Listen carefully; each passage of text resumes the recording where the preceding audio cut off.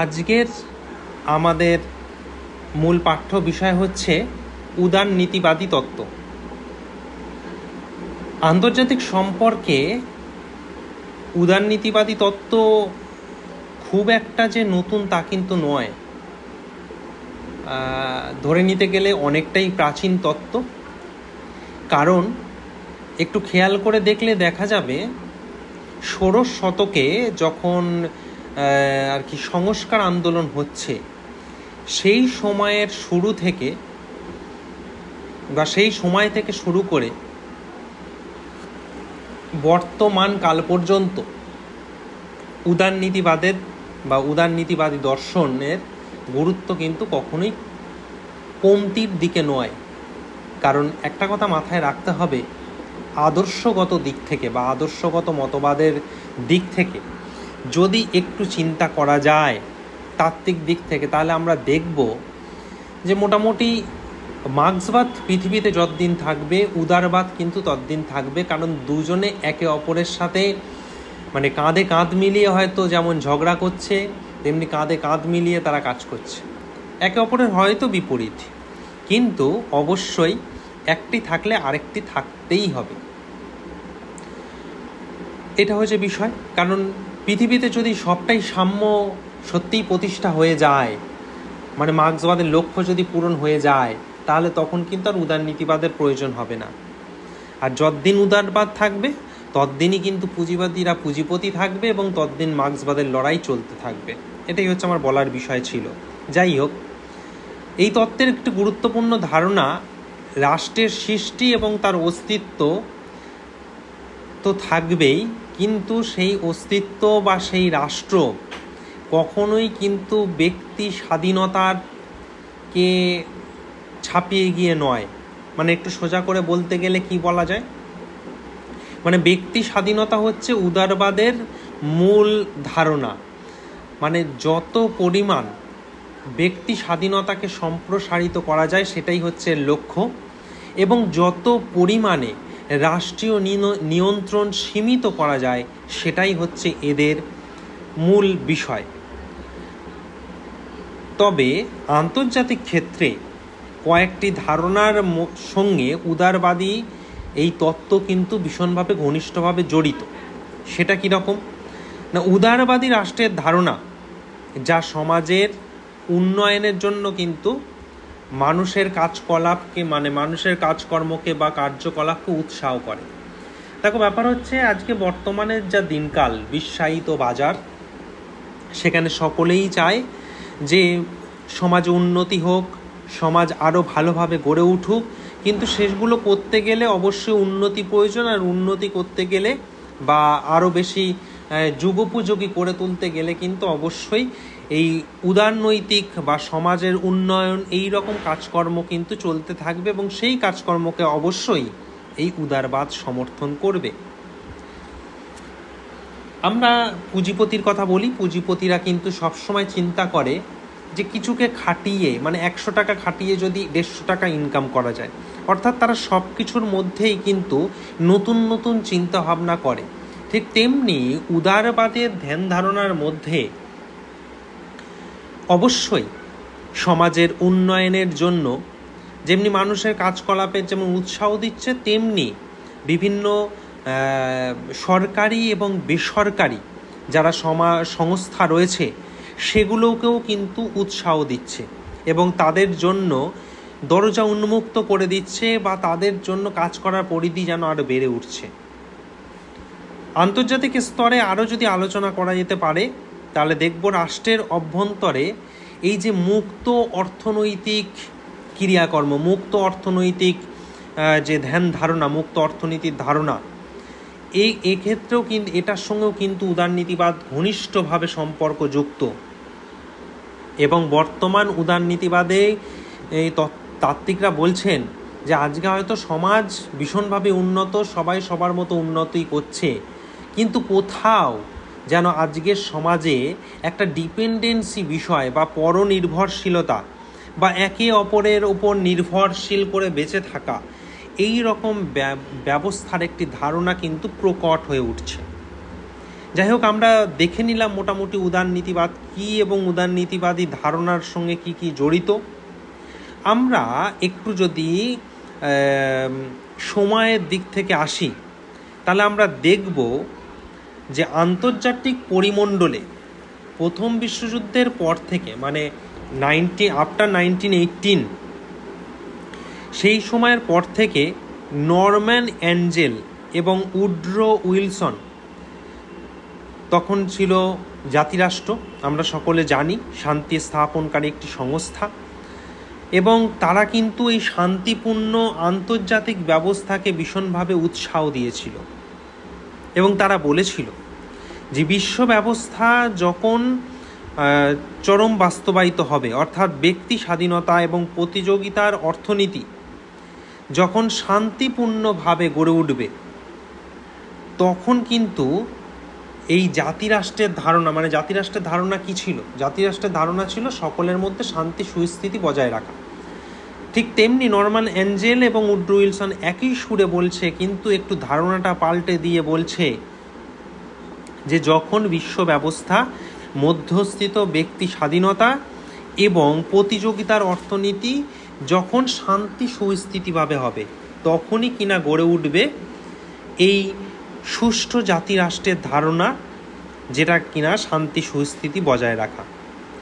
এছাড়াও প্রথম বিশ্বযুদ্ধের পর আন্তর্জাতিক সম্পর্কীয় বিশেষজ্ঞরা ভেবেছে যে বাস্তববাদ বা আদর্শবাদ অনেকটাই অপ্রাসঙ্গিক হয়ে গেছে। কারণ আদর্শবাদ বলতে কি করা উচিত, কি করা অনুচিত, কারণ সেই সময় অনেকটাই বাস্তববাদী প্রেক্ষাপট ঢুকে গেছে। সেই জায়গায় আর ওই নতুন করে আদর্শবাদ, what should to be, what not should to be, কী করলে ভালো হয়, কী করলে ভালো হয় না, বা কী করা উচিত, যেটা ইংরেজি বললাম, কী করা উচিত, কী করা অনুচিত, এইসব কাজ তখন আর নেই এসব কথার। তাই আদর্শবাদীর জায়গায় উদারবাদ কিন্তু বেশ প্রকট হয়ে ওঠে। তবে আন্তর্জাতিক সম্পর্কে আদর্শবাদ এবং উদারনীতিবাদের এক সময় কিন্তু বেশ জনপ্রিয়তাও ছিল। যেমন এই ধারার কতগুলি বৈশিষ্ট্য আমাদের মানে চোখে খুব নজর দেয়। যেমন এই উদারনীতিবাদীরাই বলছে যুদ্ধকে প্রতিরোধ করতে হবে, শান্তি প্রতিষ্ঠা করার জন্য, শান্তি প্রতিষ্ঠা তো অবশ্যই করবে, কারণ একটু আগেই বললাম জাতিপুঞ্জের বাস্তবায়ন করবে চিন্তাভাবনা, তা শান্তি স্থাপন করবে, কিন্তু অবাধ পুঁজিরকে বজায় রেখে। নিরস্ত্রীকরণ ধারণাকে অবশ্যই তারা সমর্থন করেছিল। তারপরে সিক্রেট ডিপ্লোমেসি বা গোপন কূটনীতিকে তারা ভীষণভাবে গুরুত্ব দিয়েছিল। যৌথ নিরাপত্তার ধারণাকেও তারা বিশেষভাবে গড়ে তুলেছিল। এই সব দিকে তাকালে আমরা দেখব যে ছত্রে ছত্রে উদারনীতিবাদী তার চিন্তাভাবনা তুলে ধরেছে, কিন্তু অবশ্যই রাষ্ট্রীয় স্বার্থকে চিন্তা করে, কিন্তু ব্যক্তি স্বাধীনতাকে অবশ্যই গুরুত্ব দিয়ে। রাষ্ট্রীয় স্বার্থ অবশ্যই দেখেছে, কিন্তু কখনোই কিন্তু ব্যক্তি স্বাধীনতার সাথে তারা কোনোভাবেই দয়া দাক্ষিণ্য করেনি বা কম্প্রোমাইজের জায়গায় আসেনি। তবে আরও বলতে গেলে একটু বলা যায়, একটু যদি বিভিন্ন ধারা অনুযায়ী বলতে হয়, তাহলে আমরা দেখব যে নাৎসি জার্মানি ও ফ্যাসিবাদী ইতালির যখন উদ্ভব হয়েছিল, সেই সময় আমরা দেখব যে জাতিপুঞ্জ কিন্তু ব্যর্থ হয়েছিল এই আদর্শবাদী উদারবাদের ধারণার, যেহেতু ব্যর্থ হয়েছিল সেই কারণে উদারবাদের ধারণা কিন্তু গুরুত্বহীন হয়ে পড়েছিল সেই সময়। কারণ আমরা দেখব যে আন্তর্জাতিক সম্পর্কের এই উদারবাদী ধারণা দ্বিতীয় বিশ্বযুদ্ধের পর থেকে কিন্তু আবার নতুন করে মানে জেগে উঠতে শুরু করে। মাঝখানে একটু চাপা পড়ে গেছিল, কারণ সেই সময় বাস্তববাদ আবার প্রকট হয়ে উঠেছিল। এবং আমরা সেই সময় প্রথম বিশ্বযুদ্ধের পরবর্তী থেকে দ্বিতীয় বিশ্বযুদ্ধের ওই যে মিডিলের 1918 থেকে 1939 এই মাঝখানে দ্য 20 ইয়ার্স ক্রাইসিস, এডওয়ার্ড হ্যালট কারের বইও বেরিয়েছে, এবং পাশাপাশি পলিটিক্স এবং নেশনসেও প্রচুর লেখালেখি বেরিয়েছে। এই সবগুলোতেই কিন্তু কোথাও না কোথাও আমরা দেখেছি বাস্তববাদের ছত্রে ছত্রে জয়গান। কিন্তু সেই সময় একটু হয়তো স্থিমিত হয়ে পড়লেও দ্বিতীয় বিশ্বযুদ্ধের পর থেকে পুনরায় কিন্তু উদারনীতিবাদ আবার জেগে উঠেছিল। এবং আবার যখন সমমহিমায় জেগে ওঠে তখন কিন্তু উদারনীতিবাদ আরও বিভিন্ন ভাগ হতে আমরা দেখেছি। যেমন যদি সহজ ভাষা একটু তুলে ধরা হয় তাহলে আমরা দেখব সমাজতাত্ত্বিক উদারনীতিবাদের কথা, আমরা দেখব পারস্পরিক নির্ভরশীল উদারনীতিবাদের কথা। যেমন সমাজতাত্ত্বিকের ইংরাজি আমরা দেখব সোসিওলজিক্যাল লিবারালিজম, পারস্পরিক নির্ভরশীলতার কথা আমরা দেখব ইন্টারডিপেন্ডেন্ট লিবারালিজমের কথা। আমরা প্রাতিষ্ঠানিক উদারনীতিবাদের কথা দেখব, যার ইংরাজি হচ্ছে ইনস্টিটিউশনালিজম লিবারালিজম। আবার প্রজাতান্ত্রিক উদারনীতিবাদ দেখব, যার ইংরাজি আমরা দেখব রিপাবলিকান লিবারালিজম আমরা দেখব। তো এই সবগুলো কিন্তু আমরা দেখেছি, মানে বইয়ের পাতায় আমরা পড়েছি। এবং এগুলো দেখতে গিয়ে আমরা দেখেছি যে প্রথমটার যদি সমাজতাত্ত্বিক উদারবাদ নিয়ে যদি একটু একটা দুটো কথা বলতে হয়, এর পক্ষপাতীরা হচ্ছে এজিপি টেলর নামে একজন আছেন, জেমস রোজনাও আছে, জনস বার্টন আছে। এরা কিন্তু এর মূল প্রবক্তা। তারা পরিষ্কার বলেছে, ভাই দেখো, জাতীয় সরকারের মধ্যে মিথস্ক্রিয়ার চলতেই থাকবে, এটা ব্যতীত কখনোই ব্যক্তি গোষ্ঠীর মধ্যে কোনো আলোচনা গড়ে উঠতে পারে না। এগুলো গড়ে উঠবে, কিন্তু উদারনীতিবাদ বলছে অবশ্যই সেটা যেন ঝগড়া বিবাদে না পৌঁছায়। পরবর্তীতে পারস্পরিক নির্ভরশীলতার ক্ষেত্রে আমরা কথাটা দেখেই বুঝতেই পাচ্ছি যে তারা কিন্তু ঝগড়া বিবাদের কথা বলছে না যে একে অপরের সঙ্গে নির্ভরশীল করে বাঁচো। তেমনি এই ইন্টারডিপেন্ডেন্স এর তো থিওরির অন্যতম প্রবক্তা ছিলেন ডেভিড মিত্রানি, আর্নেস্ট হাস। এবং তারা বলছে যে পারস্পরিক বোঝাপড়ার ভিত্তিতে, সহযোগিতামূলক সম্পর্কের ভিত্তিতে আন্তর্জাতিক ব্যবস্থা গড়ে তুলতে হবে। আজকে কিছুদিন আগে আমরা দেখেছি ভারত পাকিস্তানের কিছু উল্লেখযোগ্য বিষয়। আমরা কিছু কিছু বিষয় এখনো পর্যন্ত দেখছি, ইরাক ইসরায়েল বা বিভিন্ন ইরাক প্যালেস্তাইন এগুলো দেখছি।